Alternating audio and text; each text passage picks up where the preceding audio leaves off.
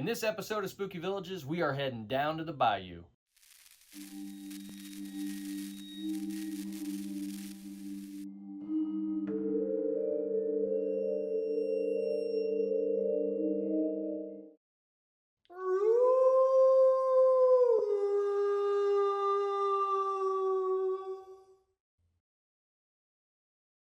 Guys, what's up? Hey, it is Doug, and welcome to another edition of Spooky Villages. Hey, I'm back with some more new buildings. Basically, all my Lemax buildings came in for the rest of the year, so I have everything now. This building here today, Cursed Cabin, Lemax actually sent this as a promo piece to review. So I have a few more of those from Lemax, and I also have my order from Haunters Nation came in with various Lemax pieces. So I'm excited. It's going to be a busy couple weeks here on the channel. Let's talk about the Cursed Cabin. So this is a chonky boy. This is a big building here. Quick once around here on the box. I will get into it here in a minute. This one's huge. It's going to be, this would actually be hard to show the unboxing without backing the camera up here, but just to show you all, boy, yeah, this one is tricky here. There we go. Okay. Man, it's a massive box. So in here, just to show, it's got the cardboard. They all do or have that kind of cardboard texture there. There's the power supply on top of it here. Let's get this thing out and get into the box. So here is Cursed Cabin out of the box, guys. It's a huge piece. I had to back the camera up here from when I normally do this just to see it all because it's tall. And up here, just by the way, because I always forget to do this, you have these vultures, which is cool that these are vultures up here, but these are the piece that goes on top of it. That's the only assembly required on this piece, is just that. You do, I do want to note though, the cage here, I'd imagine this is different for different people. There's the guy hanging from the skeleton, whatever, hanging from the cage there. And that piece, it was sitting back up like in mine, and I don't know if it jostled around or got out or whatever, but you want to make sure that you actually carefully pull it out and drop it down into the cavern here. Don't, just start it with it sitting in there. I don't know how that would work, but I did not do that, so just FYI. Real quick here, let's do a go around. Power goes in the back of it here, and just for people who are wondering this, I always get comments like this. I forget to say this always, but yes, on this Lemax Spooky Town piece, as in almost everything, you can run it without turning the music on. You don't have to run the music. You just do that with this wheel here. Click and it's on. You can roll up the volume on or off. So just FYI, because I always get comments on that. Let's go around here. So really fun. So the theming here, this is a swamp building. I mean, ultimately. However, I think the theming here is versatile. But this is fun because this is actually like a double layer theme. You actually have the house here, but you also have the caverns underneath, which is a big part of it. And then, of course, I guess the steps, which really here, I guess we'll say these are steps because I think they're supposed to be steps, but they're so steep, it's very much like a ladder here. But this is fun. I also really like here, too, how when you just look at this house from the front, these trees here, which these are important, these trees. This looks so much better because these are here versus if it, was just a house. But you have these over here that they look like hands. And the house, it's not super overt to me, but the house also kind of looks like a face there. So you have like the, grabbing like that. I love that. And because of that, you could use that for like, if you wanted that kind of storybook, I always talk about this. There's an old Lemax Spooky Town piece called Nightmare on Oak Street, which I love that one.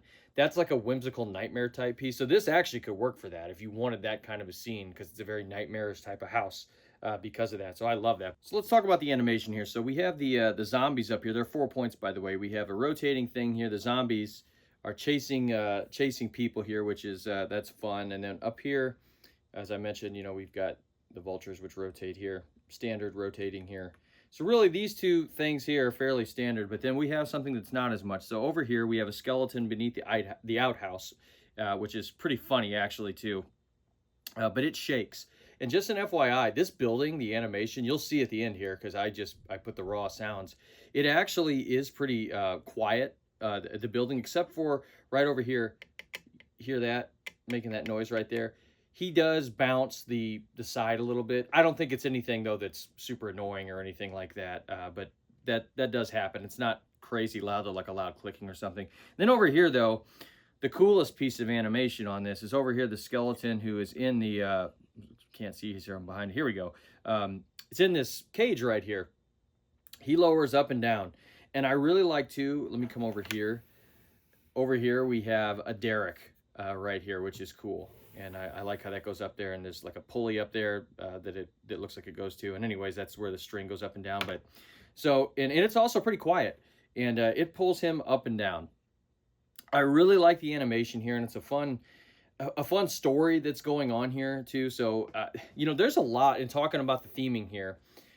This is a pretty versatile piece because at its face value, it's a swamp, right? Or it's like a swamp house. But I mean, you could do a lot with this. For one, you know, if you wanted to make it like a haunted attraction at an amusement park, you can do that with basically every piece. I feel like that's almost a disclaimer at this point, I have to say, because you can pretty much make any piece work for that. But this one you really could, because it could look like a haunted attraction. Of course, it would look awesome in a forest, swamp, a river. I'll talk about that more here in the wrap up. There's actually a piece that I would love to see go with this if Lemax were to make it. But I also think because of the double, like, you know, the dual layer, the scene here, because you have the whole underneath. If you wanted to put it in like you know, I won't say mountainous because I don't know how well it works like for a mountainous type of thing. But if you like Skull Cave Quarry and some of the other like cavern style pieces Lemax has done, this would be fun. Almost if you put, you know, you'd have to probably get a little crazy with your foam work, and be a little ingenuitive. But you could make it work with that, I think, to where it looks like, you know, kind of it's a whole cavernous area. The piece also, I do have to say, because of the whole the cursed cabin and everything, there's some Evil Dead vibes, of course, from it. And again, like if you wanted like a twisted storybook or nightmarish type of thing that I explained, it does seem like kind of a monster house. So I think it's it's a lot of fun that you could use it in that regard as well. So there's a lot of stuff you can do. All right, so that's a lot of talk. Let's get it lit up. So the lighting does a wonderful job here of highlighting the trees and really the kind of facade of this house and everything that's going on. I really like how Lemax, this is a green and like a yellow light.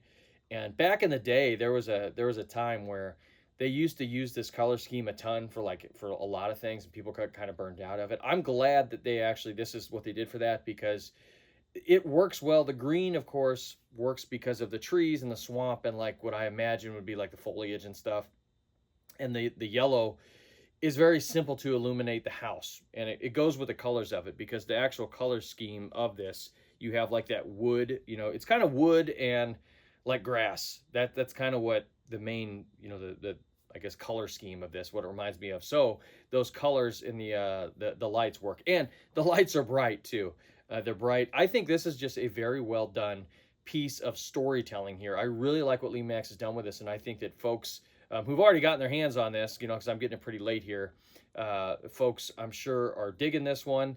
And there's you know, if you haven't got one yet, I think this is one, if you think you would enjoy it, you probably would, because especially in person, the size of it, it really, you know, it's pretty impressive. So the soundtrack on it, it's got a great soundtrack. Lemax this year has done such a wonderful job, and it does help tell the stories. You don't get any of the, you know, like, welcome to the cursed cabin or anything like that. You do hear like the zombies chasing, what sounds like the zombies chasing the people. So you do get some good sound effects that are appropriate for it, and you do get some music for it. I suppose, you know, now I'm really being nitpicky. It would be cool if there was maybe less music, I guess, and more of the ambient sounds with maybe like some kind of a spooky piano or something understated, but that's being really critical. It's got a good soundtrack. I really like this one. So you could run this soundtrack. A lot of the pieces that Lemax has this year, you could run the soundtrack kind of in the background of your display, and with various pieces you have going on. And I don't think it would, you know, seem inappropriate, like where someone was just yelling the name of one specific building over and over. So I wanted to talk about the fit and finish here, because it's kind of an interesting thing. It's good, and also I have some critiques about it. So one, I really like how the paint job on it's good. Also, you have the muted colors and everything. I like the little details here, like the zombie hand coming out of it, and I like that there's pumpkins on it. I always like when there's pumpkins. This is a Halloween piece, right? And going around here, I think the paint job on this one is pretty solid, and so is the finish. The one thing, it's a very light piece though. So folks that want the heavy duty like ceramic, that is not this piece. It's not mega light, like it doesn't feel overly plasticky or anything, but it's not a very heavy piece. So just an FYI on that. So lit up, guys, I do think this is a show piece. It's not going to be as overly showy maybe as some of the ones that have this super crazy flashing lights or other things like that. So it's weird to think of it, but in a building that has 4 points of animation and that has, well, you know, that's as big as this, that it could be understated. But I actually have to say it's a little bit understated in a good way, given all the stuff that's going on. I mean, they could have put every color of light on this and some flashing stuff.